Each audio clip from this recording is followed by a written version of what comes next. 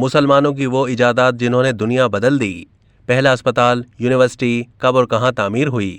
دنیا میں مسلمانوں نے سائنسی ایجادات اور انسانی خدمت کی وجہ سے بہت نام بنایا ہے اور ان ایجادات نے دنیا کا رہن سہن ہی بدل دیا۔ اس بات کا اقرار مغربی دنیا بھی کرتی ہے۔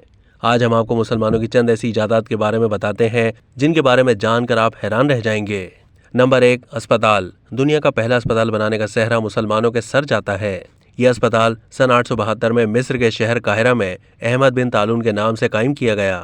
اس میں طبیب اور نرسز مریضوں کے لیے موجود ہوتی تھیں، جبکہ ساتھ ہی طالب علموں کی ٹریننگ کے لیے ایک سینٹر بھی قائم تھا۔ یہاں مریضوں کا مفت علاج کیا جاتا تھا۔ Number 2، university. ڈگری دینے والی دنیا کی پہلی یونیورسٹی بنانے کا سہرا بھی مسلمانوں کے سر ہے۔ سن 859 میں مراکش میں دنیا کی پہلی یونیورسٹی القراویون نے پہلی ڈگری دی۔ یہ یونیورسٹی شہزادی فاطمہ نے قائم کی تھی اور آج بھی یہاں تدریس کا عمل جاری ہے۔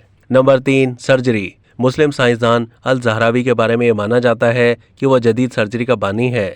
انہوں نے ہی سرجری کے آلات بھی ایجاد کیے اور آپریشن کو ممکن بنایا۔ Number 4، vaccination. یورپ میں اس ایجاد سے 50 سال پہلے بھی ترکی کے لوگ خسرے کے لیے اس کا استعمال کرتے تھے۔ روایت ہے کہ ترک ایمبیسیڈر کی بیوی سن 1724 میں یورپ میں ویکسینیشن اپنے ساتھ لائی اور یورپ کو اس کے بارے میں علم ہوا۔ اب تک کے لیے اتنا ہی۔ مزید معلومات کے لیے ڈیلی جنگ کے یوٹیوب چینل کو سبسکرائب کیجیے۔